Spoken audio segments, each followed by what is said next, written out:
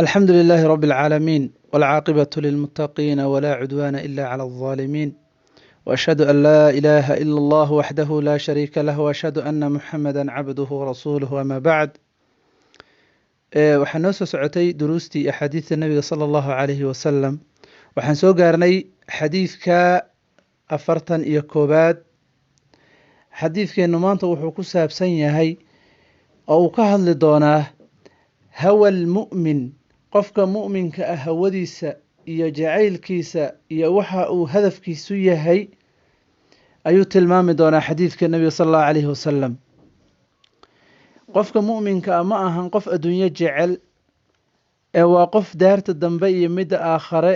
iyo allah subxaanahu wa tacaala waxa uu soo dejiyey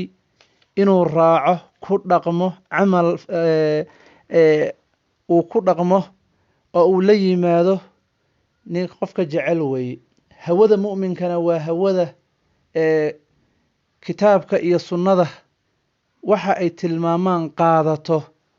oo raacdo wey عن أبي محمد بن عبد الله بن عمرو بن العاص رضي الله عنهما الله كرر النقضي قال وحيري سيدي أبيه الله كرر النقضي قال وحيري رسول الله صلى الله عليه وسلم رسولك ألا وحيري لا يؤمن مرمين أحدكم أحدكين حتى يكون إلى أيهات هواه هوديس يوحى جعليه ilaa ay ahaato tabacan mid raacsan limaa ji'tu bihi wixii aan la imid oo sharci ah nabiga wuxuu leeyahay sala allahu calayhi wasalam axadkiin iimaan ma lahan yacni waxaa laga wadaa iimaanka la anfinaya sidaan xadiidkii hore ugu soo sharaxnay waxaa loo diidan yahay waa iimaan kaamila oo dhammaystiran weeye ee iimaan la-aan weeye oo bilkuliya in iimaankii horan laga anfinayo ma ahan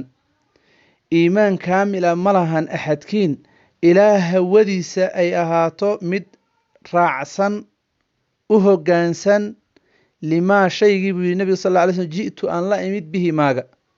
wixii nabiga uu la yimid oo kitaab leh oo sunno leh inuu yahay qof raacsan u hoggaansan ku qanacsan ku camalfalayo إلى أهاضه حديث صحيح بالإمام النووي رويناه في كتاب الحجة بإسناد صحيح حديثك حق السند أهان مصقنا وضعف باكجرة نعيم بن حماد إن لي هذا أيا كجرة وله مناكير وحياوه وحليه هي مناكير أما حديثك حق معنى أهان وصحيح macnaha uu tilmaamayo waa macno sax ah weeye oo kitaabka iyo waafaqsan allah subxaanahu wa tacaala wuxuu yidhi wamaa kaana limu'minin walaa mu'minatin idaa qada allahu warasuuluh mu'min iyo mu'minad uma ahaanin oo uma habboono hadduu ilaahay iyo rasuulkiisa ay wax xukumaan inay wax kale ay doortaan uma habboono حتى يكون هواه تبعا لما جئت به ويمر آيات كلا الله سبحانه وتعالى وحكوت المامها فلا وربك لا يؤمنون حتى يحكموك فيما شجر بينهم ثم لا يجدوا في أنفسهم حرجا مما قضيت ويسلموا تسليما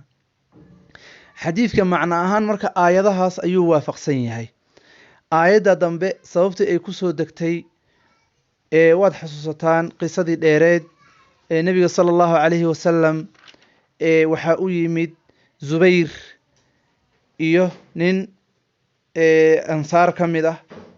ayaa u yimid oo isku haysto biyo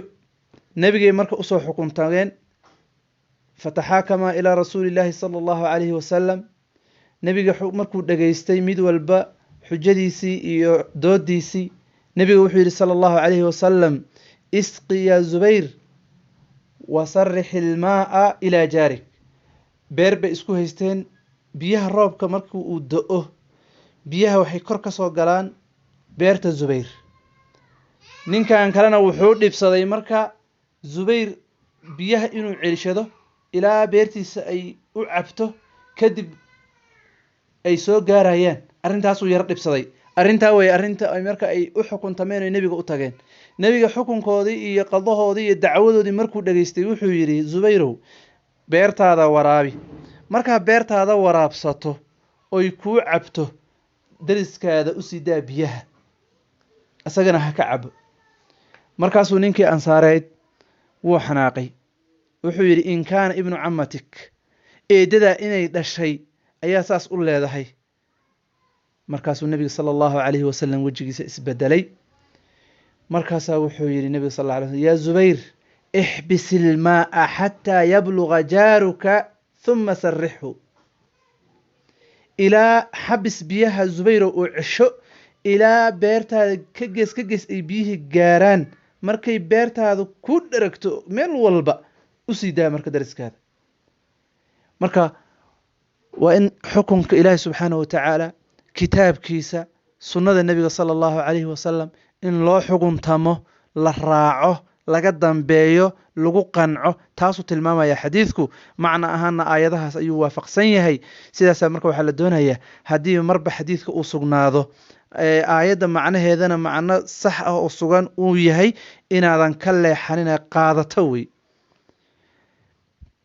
هذا وبالله التوفيق وصلى الله وسلم على نبينا محمد وعلى آله وصحبه وسلم